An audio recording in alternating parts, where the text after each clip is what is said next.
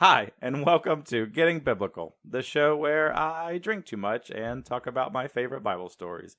I am Matt Smith, your host, and thank you for joining us today. And by us today, we actually have a very special guest today. I've talked about him on the show before. I've mentioned that he is my EP, my executive producer. He's the guy that helped me create the idea for the show. So this is all his fault, everything. He's the guy that puts up with my 3 a.m. drunken texts about ideas and stuff, depression and whatnot and everything. And lies to you about all of it. Right. So please, everybody, I feel like we're in a studio audience, put your hands together. I want to introduce my guest, Anthony. Hey, I'm happy to be here. Thanks for having me. So I've wanted to have Anthony on for a long time here. I've had a bunch of different ideas to have on the show for trying to like really mix and match his knowledge of things with what we're doing on the show. And I thought that today would be the perfect opportunity, the perfect mesh of our two things that we like. We are going to do an episode all about Game of Thrones. So I know about Bible stuff, and you know about Game of Thrones stuff. Yes. Probably. That's one of your... I mean, I've read like the books like 3 times. How many times have you read the Bible? Not 3 times. Okay. Not all the way through. Yep, you win. It's hands down, you got it. I've watched Game of Thrones like 3 times. How many times have you watched the Bible? 0. Literally 0. I still win. Right. Yep, you're definitely the expert of the show right now. So that's what we're going to talk about. We're going to play a game. We're going to do some stuff. Real quick, though, as for every episode, every show, we're going to talk about what we're drinking. And being that it's Game of Thrones night for us here, the new season's coming out and everything. So we've actually been imbibing on the, what's the name of the, Ommegang? Ommegang. They've done, for a while now, right? A couple of years, they've done different releases. It's been at least 5 years, I think. Yeah, right? They've done at least 10 beers. Game of Thrones related, I think. And have you had all of them, or have you had like? I've had most of them. I'm not sure if I had all of them, but I mean they make other beers besides that, and they're all great. But the Game of Thrones ones, I mean, they got awesome bottles and cover art. They're pretty great, I think. Yeah, absolutely, I agree. The art form's always been outstanding. So what we have tonight, you've got which one? The Queen. The Queen of the Seven Kingdoms Sour Blonde Ale. Awesome. And then I've got the King in the North, which is the barrel-aged Imperial Stout. And just so happens that we have the bottles near each other of how our tastes align. Like, I like this one. I like the barrel-aged Stout, and I think you like that one better. Yeah, and usually I don't like sour beer, but I don't know. For some reason. And they make great products. I don't know about you, I've always felt that with how they do it, I can't usually drink a whole ton of them. Like, I couldn't see myself going to a bar and, like, pounding 12 of them or anything like that. But because they're doing special releases and this and that with the show, it feels special. It feels cool to grab a bottle and open it up. And it is, to have what it is for the time being and everything. Do you know if these are special? Like, every time I go into Total Wine, I feel like I see these bottles. I think they were released around the same time. Besides that, I don't know if there's anything more special. I think there was a third one too, and I don't remember the name, but it was like it had a red label. Yeah, you're right. Yeah. I had it, but I don't remember what it's called. And I agree. We should have done more research, but that's fine. We have what we have here. They're coming out with a new one. I think I shared it with you on Facebook. The Night's Watch, something like that. I think, and they're something about like it being like half wine and half beer or whatever. And I might be lying, but I feel like I saw something like that. Like it was like for the last new season or whatever, like coming soon. Clearly, don't know what I'm talking about. But no, I think I remember that. Okay. Yeah. Well, I mean, they made so many, so like. But what you can't see at home was like one of his eyebrows was like raised. Yeah, so I was like, I definitely raised my eyebrow. But what's so special about the Night's Watch one? Like, you have to say an oath before you drink it. Like, how does this work? Like, I mean, I think so. And that the rules of wine in general. I don't know. Like, I don't drink wine, so I don't know. Like, did you tell me? Like, I don't know. Made with real White Walker blood. So anyway, that's what we're drinking tonight. The Game of Thrones, keeping it all theme related and everything. And to get stuff going, to make sure we stay true to the show, drinking too much and talking about Bible stories and things, we are going to play a quick game. Is it the Bible or is it Game of Thrones? And I've got quotes here, and if you correctly identify the quote as if it's from the Bible or from Game of Thrones, if you do it correctly, then I will take a shot. Okay. If you get it wrong, then you have to take a shot. Okay? Okay. What if I guess, like, if it's Game of Thrones and I guess what character? Is there, like, a bonus? I'm not trying to be a book snob, but I am trying to be a book snob. I mean, you want me to do 2 shots? Like, is that like Dealer's what feels like a choice. win for you? Well, like, but if I get it wrong, I don't want any repercussions. So. well, okay. All right, yeah, fine. Two for either way. You're How's cheating, that? but yeah. Yeah, come on. Okay, yeah, 2 shots. If I get it wrong, then I'll do 2. How's that? Okay, that seems fair. Okay. All right. So this is high stakes. High stakes yeah. Game of Thrones or Bible quiz going on right now. Let's do it. You think you can get the character too, huh? Okay. I'm assuming you're pulling quotes, but yeah. I mean, I Googled things, so I hope it's accurate. I hope so too. And if I'm not, I feel like you're going to tell me. Yeah, I hope you get so much hate mail after this. For all the Game of Thrones readers. There's no such thing as bad press, right? Leonard. All right. So this is an easy one. All right. Laughter is poison to fear. That's an easy one? Oh, I feel like that wouldn't be in the Bible, so I'm going to go Game of Thrones. Okay. Well, I feel like you need... Is that part right? And then I'll give you a character. I mean, that's your final answer? Yes, that's my final answer. Game of Thrones. Game of Thrones. It is Game of Thrones. Okay. Now, who would have said that? Laughter. For the bonus. Tyrion. Oh, it was actually Caitlin Stark, supposedly. All right, so one you drink. You should have been researching this a little. I want exact page numbers. What book? Okay, we'll do a follow up. No, it's not. Yeah, we'll put an addendum. All to this. right, one drink for All each of us. cheers. Okay, here we go. Cheers. Okay. Second one. You call on the name of your God, and I will call on mine. The God who answers by fire, let him be God. That sounds like a trick question because you mentioned fire and you think it's Game of Thrones, but I'm gonna go with the Bible. Final answer? Final answer? Okay, you said final answer. Yeah, it is Bible. Yes. It is 1 Kings what chapter character? 18. Oh, all right. Yeah, there was an argument about like a different group of people that were worshiping a different false god, and they were like, nope. Like the prophet came in and was like, hey, we're gonna have a god throwdown. Do they have an ice god? I don't think so. Oh, okay. Maybe in Revelations. There's some Well, weird. that's probably how Game of Thrones ends. Then, if there's no real ice god, it's all based on the Bible. If you don't know.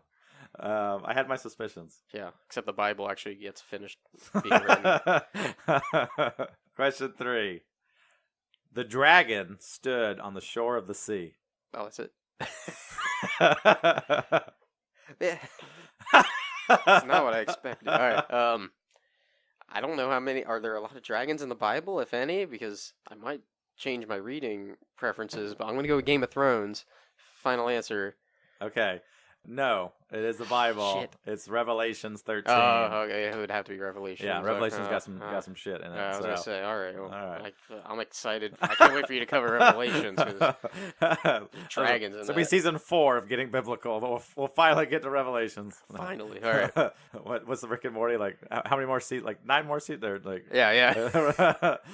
Anyway, number 4.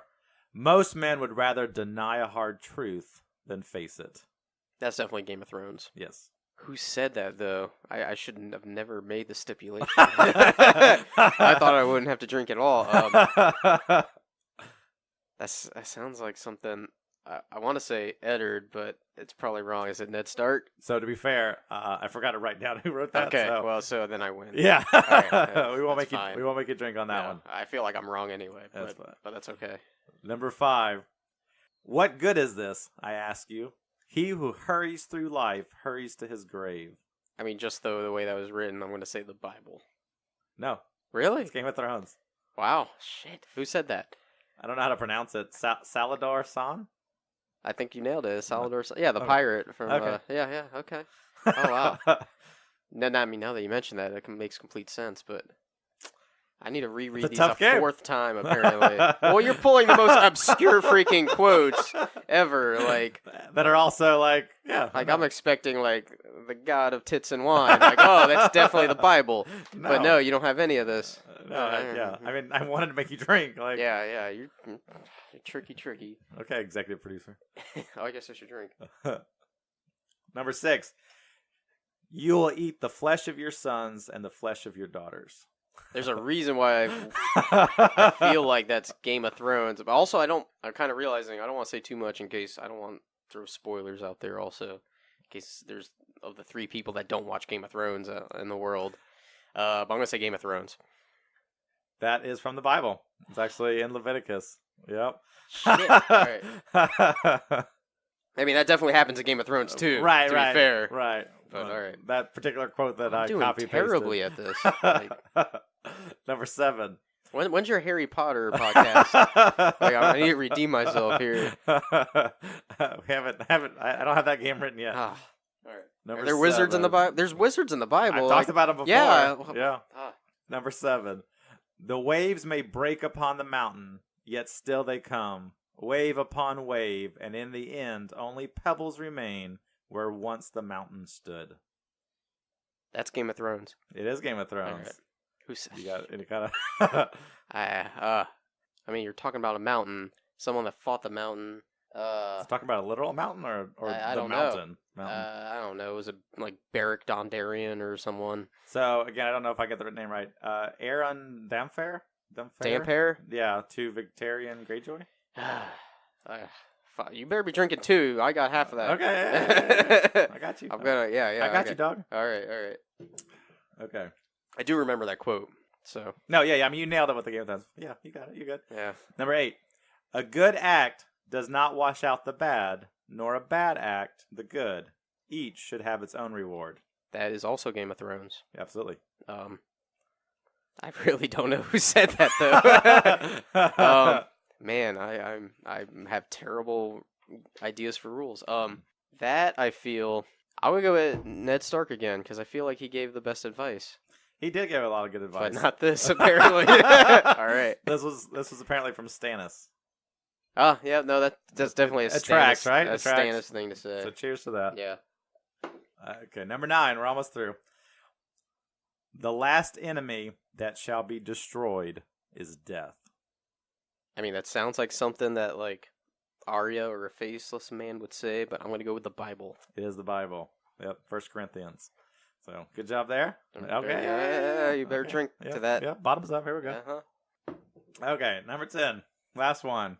Sorcery is a sword without a hilt. There is no safe way to grasp it. Okay, that's definitely Game of Thrones. It is. Sorcery is like a sword without a hilt. Did Davos say that? It's actually John. Shit. All right. All right. And that's our game. Hey, cheers to that. No, that's a good game. Keep going. Start making things up. Nope. We're going to switch gears. You'll have to come back on the show next time. I can't wait for the dragons in the Bible. That's exciting. They are exciting. So here we go. So what I want, the part of and why I talked to you before, why I wanted you to have you on the show, was with your knowledge of Game of Thrones and my knowledge of the Bible. I thought, and it's a silly thing to do. There's not a 1-to-1 correlation, but I realize that you have there's the 9 houses. I don't know if there's an What are exact number. the great houses? Okay. I feel there's 7 countries, so like. If okay. you're saying, I don't know if they gave an exact number of the great houses. They probably did, but I'm not. So the reason that I said that was they're because not. I know when they did the promotional scotches for Game of Thrones, they said the nine scotches for the 9 houses. Doesn't mean that that's all there was. They were definitely trying to make more money. Right. That's what that was. Okay, so maybe there's less houses. Wasn't there like a House Aaron one? Like, come on, that's bullshit. No one cares. They're fish. So now my whole premise for the show has been thrown off if there's not 9. No. 9 was even less. No, there's because I'm trying to correlate them to the 12 tribes of Israel, there are gonna be as many houses as you want, Matt. Okay. There's a lot of houses. So many houses. There's so many characters. Well, I'm glad you know them all. I sure do. I sure hope I do. Yeah. So, and it's a silly idea to put it together, but I thought just happenstance or whatever. If someone was really familiar with Game of Thrones, but not familiar with the Bible, and that's 12 different tribes of Israel to keep track of. If you could correlate, like now I remember them, or vice versa. If you're not that familiar with Game of Thrones, but you know about the Bible, I don't quite know why you're listening to the show if you're an expert, but in that idea, you could also link it up, and then next time you watch Game of Thrones, you'd be like, oh yeah, that's just like Naphtali or Asher or whatever. I don't know. It's also just it's a filler episode to have you on the show. I mean, let's be honest. Oh. So what would you say are for the Israelites? We've got Reuben, Simeon, Levi, Judah, Issachar, Zebulun, Dan, Naphtali, Gad, Asher, and then Joseph and Benjamin, right? Those are the main ones that we're going to be working with. Okay. And I felt like with the Game of Thrones side of stuff, we have Lannisters, right? Greyjoys, Starks, Baratheon, Targaryen. Yep. Aaron, yep. Aaron, Martell, Tully, Tyrell. That's all. Okay. That's all I wrote down. Yeah. No, I mean, I feel like you nailed. That's- Those are the major ones. I can't think of anything else really off the top of my head. You're good. Cool. Okay, so that's kind of like the premise of what we're going through. And if we want to get real detailed, and I don't know necessarily what we do, but I've even found online where someone, I think it was on a Wikipedia article, where they've got even their different like flags that kind of correlate a little bit to the different houses and the different things that they've got that kind of would match up with what you would see. Okay. There. Anyway. But I was going to go through, and there's in Genesis chapter 49, there's a part where Jacob calls his sons, right? These are his 12 sons, and he brings them all together, and he kind of like says like almost like a poetic, like whatever, and he kind of spells out half blessings, half sometimes not so nice or whatever, but kind of like laying it out like this is how you're going to live your life. And this is going to be the basis of our who they are what, right? Okay. So starts off, talks about Reuben. Reuben, you are my firstborn, my might, and the beginning of my strength, excelling in dignity and excelling in power. Boiling over like water, you shall not excel, because you went up to your father's bed. He actually slept with one of his dad's like wives or whatever. So, okay. Yeah, some shady shit going on there. But so he gets a little bit cursed, and so that's like Reuben. And then Simeon and Levi, it says, are brothers. Their swords are weapons of violence.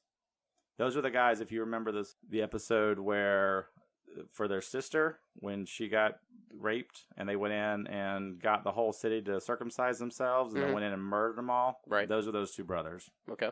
So they're like, violence is their theme. My soul, don't come into their council. My glory, don't be united to their assembly. For their anger killed men, and their self-will they hamstrung cattle, blah, blah, blah. Cursed be their anger, all this kind of stuff. Now, Judah, I think Judah's possibly one of the clearer ones. Judah, your brothers will praise you. Your hand will be on the neck of your enemies. Your father's sons will bow down before you. Judah is a lion's cub.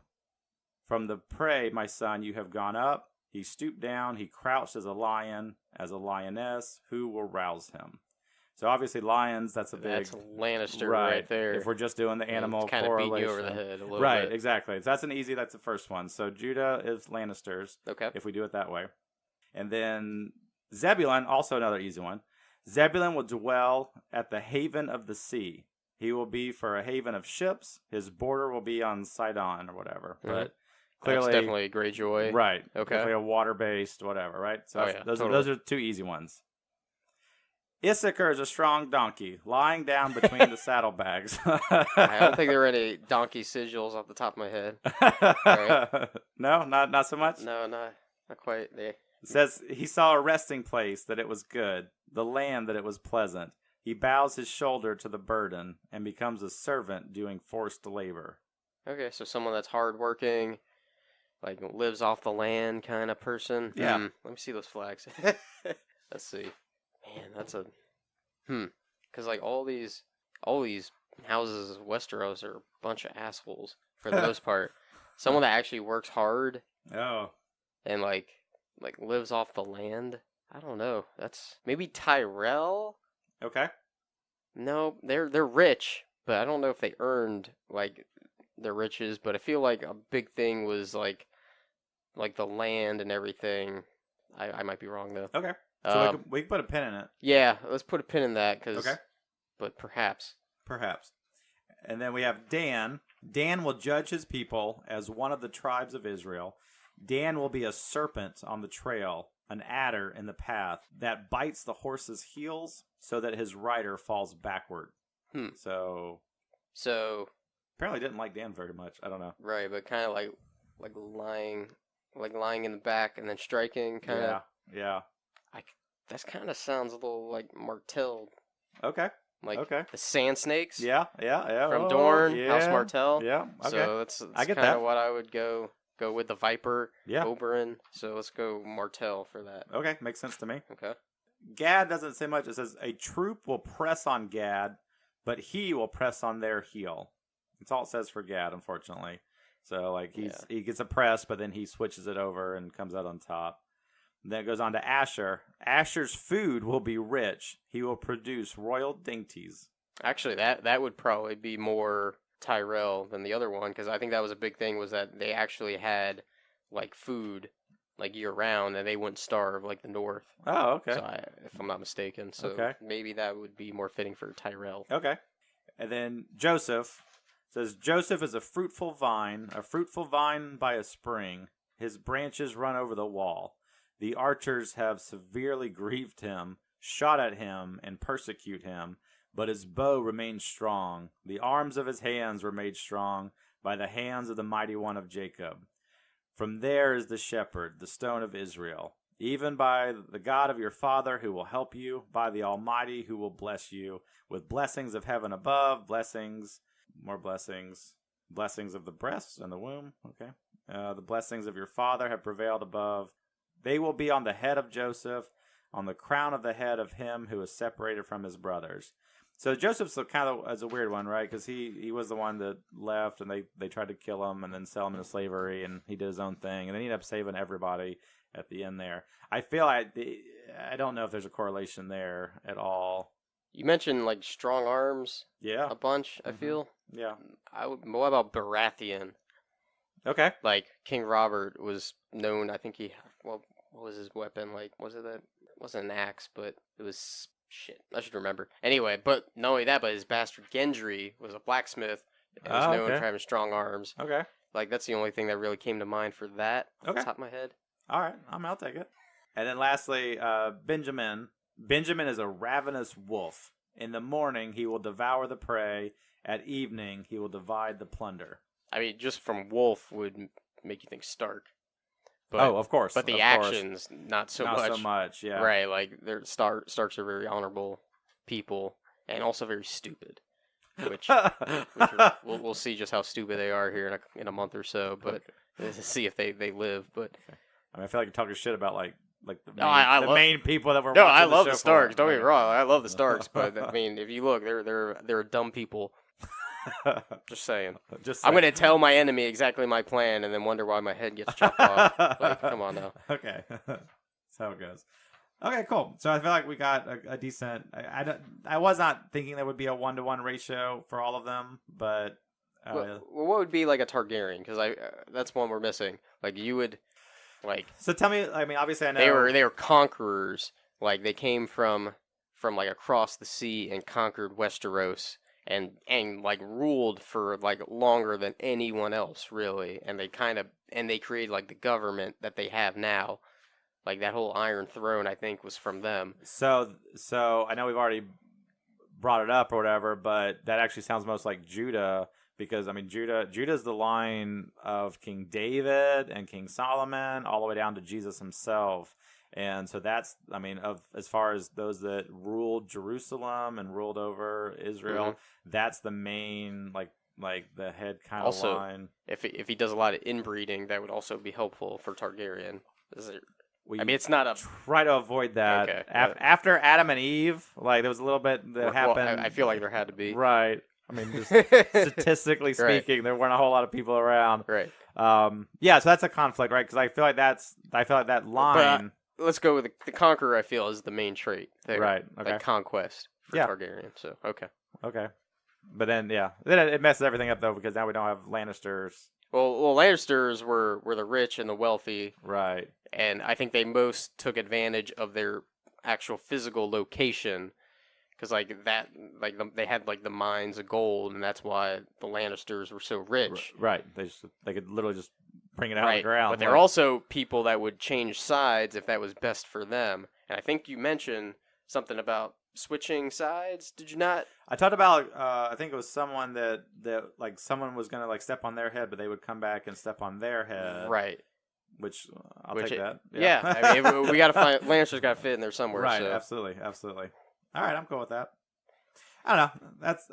It was just a quick exercise to just go through it or whatever. No, absolutely. I never thought that was going to be a 1-to-1 perfect ratio, but maybe a little bit of something to think about if as we talk about the stories and talk about different tribes, and if it'll trigger in your head especially the now I forgot who they were, but the seafaring one, those are the No, it's definitely Greyjoy. yeah, those are that's Absolutely. easy. Yeah, right. Stuff like that. And the people with the dainty foods or whatever. I don't know, Tyrells. Yeah, totally.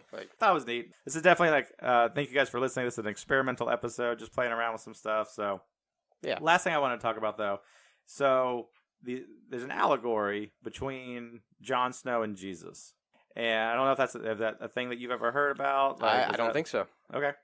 I'm excited to hear it because I've heard so many Jon Snow things, but never this. So okay. I'm here for it. So here's the stuff that I was looking at and just trying to compare the two, right? Obviously, and we don't know how the show's going to end yet or anything like that, but John's definitely been set up as like the guy to follow or right. one of the prince that was promised. Right, exactly. Which that in of itself ties in with Jesus. I mean, kind of, he came down, did his ministry, did everything, died on the cross, and then rose from the dead, and then went up to heaven to set the path for everybody else to follow, right, if you were a Christian or whatever, that type of thing. So that same type of heavenly kingdom type of whatever, that same type of thing. But that's not even what I was going to talk about.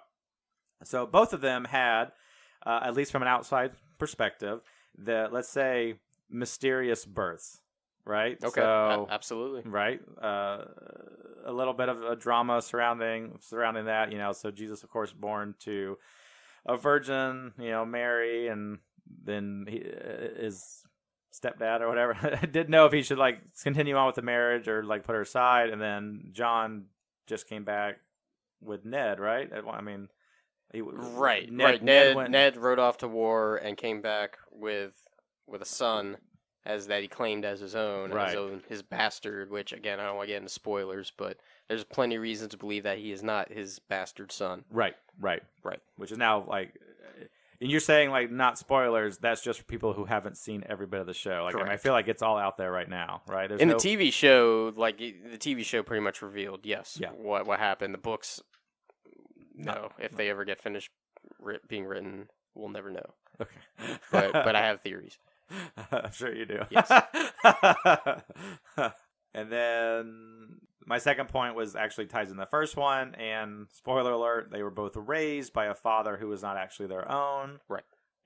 And then both rise to leadership in their respective groups.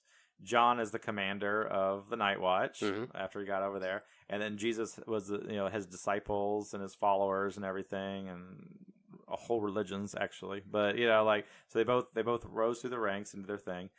Both get betrayed by their own followers, yes, leading to their death. Oh, yeah, absolutely. They both get. I mean, Jon Snow got stabbed to death. Yeah. And yeah. Spoilers. But by his own people, not even by villains or whatever. Exactly, but, yeah, people conspiring against him. I remember that little kid that came in and was Ollie, pissed. Yeah, a little asshole. Yeah, yeah. I mean, for the watch, his dad died, right? I mean, whatever. Still, come on.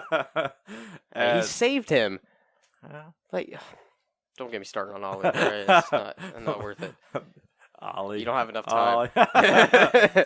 And then, of course, Jesus was betrayed by Judas, and that was what led to the whole crucifixion and everything. So within their inner circle or whatever, their own group of people were betrayed that led to their death. And then also, second note, because with their deaths were them being innocent or right. More so Jesus' case, but guilt-free or whatever, like neither one of them did anything. Nothing that you should conceive as being wrong. Right, exactly. I think John was killed because he was helping the wildlings, right? These defenseless people that deserve protection too. So, and that was the main reason he was killed. Right, and it pissed off the wrong group of people, right, but he was doing the right thing, right, pretty much. So, yes. So they died innocent or whatever. They died not as a justice or whatever that needed right to be done. And then both were resurrected. Did a witch bring Jesus back too? I don't think so. Okay. I think it was just God. And she turned out to be 2,000 years old. That's not, I don't know, maybe it's in a different version of the Bible, different canon. Read it again.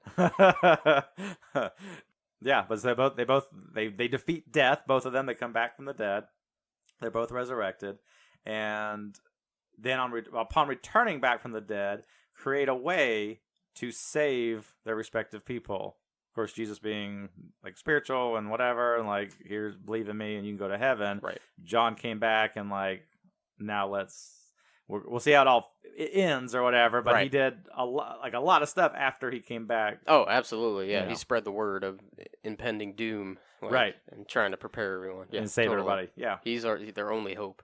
And so, of course, while at this point in the show, we don't know what the future holds for Mr. Snow or what's going to happen, Christians will tell you, of course, Jesus rose up and went up to heaven and sits on his heavenly throne where he rightfully belongs. And we'll see if John makes it. I do feel like that's probably the most likely ending also. So, no, that would be totally interesting if that is how it happens. I mean, I do wonder, like, a lot of like modern art and books and TV shows and movies use the Bible.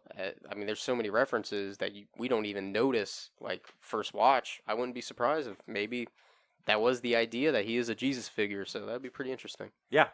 I'm curious to see how it all plays out and everything. And, it's just one of those fun things, thought exercises to go through and everything. I think it's interesting. No, totally. Like, or whatever. So I'm glad that you had never heard of that analogy. That is... It completely makes sense now, and I can't believe I didn't see it earlier. But no, that's awesome. Yeah, like, pretty totally. Cool. John Jesus Snow. I'm all for it. The bastard of Winterfell. That's right. The first of his name. That's awesome. Well, that's it. Trial episode, trying something new, trying to do something fun. Thank you for being here. Thank you for your time. Anytime. I hope you had fun. Here. Totally. Made you do shots. That's right. Yeah. I need to reread Game of Thrones and read the Bible. Apparently, you just listen to my show. I'll cover the Bible stuff. You take care of the Game of Thrones stuff. No, just kidding. And that's about it. Again, thank you guys for listening. Thank you, Anthony, for coming up on the show and for dealing with me all the time off the air. And hope everyone has a fantastic week. Cheers.